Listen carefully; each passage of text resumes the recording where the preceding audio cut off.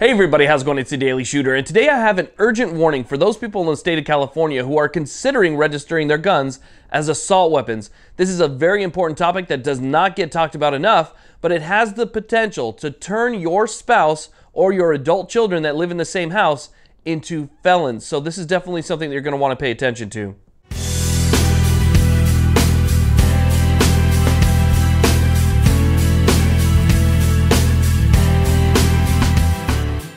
Now, I know a lot of you out there really appreciate this information, and I appreciate you tuning in to watch these videos. I try and present the information in a way that is as simple as possible for most people to understand, but it does take a team of lawyers to actually go through this stuff and make sense of it because California gun laws are so ridiculous. So in order to keep the channel running like the way that I would like it to run, I started selling shirts, and I have several different designs like the Daily Shooter shirt you see here. I also have one for those people that don't want to register their firearms. And you'll see it right here. It says register this. It's got a big middle finger to those people that want us to register. I've got the California Assault Soaker and some other designs that you might be interested in. So if you want to support the channel, check out these shirts, link in the description. Now, I'm giving you the information today from a webinar that I attended that was hosted by Michelle and Associates. They are the legal team that back the CRPA, California Rifle and Pistol Association, which is the NRA's arm in California. So they officially represent the NRA and the CRPA, and they have fantastic webinars. I'm going to put a link down below. If there is anything that you want to know about the current assault weapons bans, the regulations for registering, or some of the more fine laws that you might be interested in, go ahead, click on that link, and listen to the webinar. Yes, it's a bit long, but they go over just about everything in complete detail. So any question that you might have for me is going to be more than likely covered in that webinar. And I'm telling you, if you want to stay up to date on this stuff, definitely check that out. Put it on your cell phone, just put it on the counter and listen to it while you work, whatever the case is. That's good information. So definitely check out Michelle and Associates. I'll put it down below. Now, here's what we're talking about today. We're talking about joint registration. Joint registration. Now, you might not have heard that before because we've talked about registering your AR-15s as assault weapons and how I've said definitely don't do that. You want to go featureless or mag-locked, but avoid registration. But there are still those people out there who want to register it because they don't want to deal with everything else. Well, here's what's going on.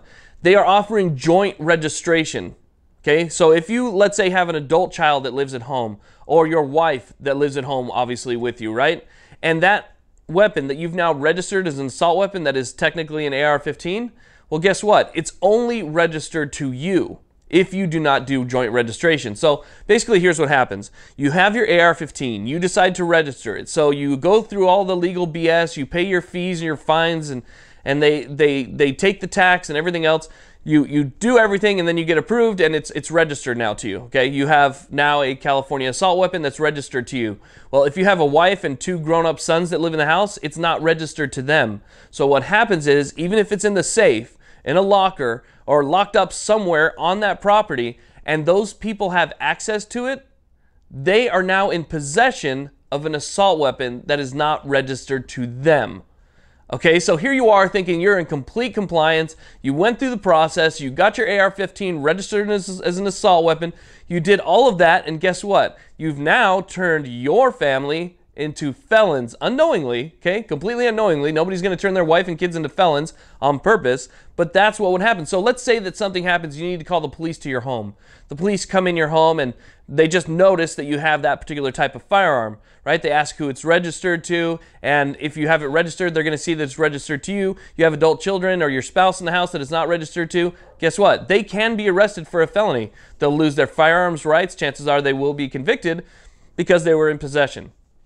So that's something to consider, okay? And I think it's very, very important. What you want to do, if that's the route you decide to go, and again, I encourage you not to go the registration route because I do believe it will eventually lead to confiscation, but if that's the route that you go, make sure that you file for joint registration. Put everybody's name that's going to be on there, and I believe everybody has to fill out their own registration for that rifle. I'm not sure exactly how that works. Again, listen to the webinar. I think they have a little bit more detail on it than what I'm giving you. But the plain and simple answer is everybody has to be registered on that assault weapon if they are adults living in the same house with access to that firearm. They don't need to be the owner or the registered owner of what was before considered an AR-15 or not an assault weapon, okay? So again, keep that in mind. If you have not made it featureless, if you have not locked the magazine or taken away a lot of the offending features or all of the offending features in that case, and you have registered it, it has to be registered to everybody.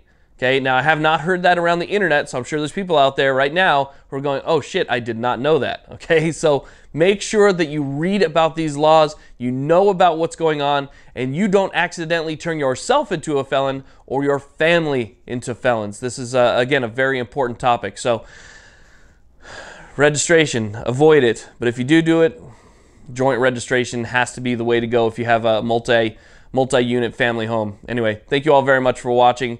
Sorry that all this stuff has to happen. It's absolutely ridiculous here. Keep up the fight. Stay strong. Please like, subscribe. Have a great day.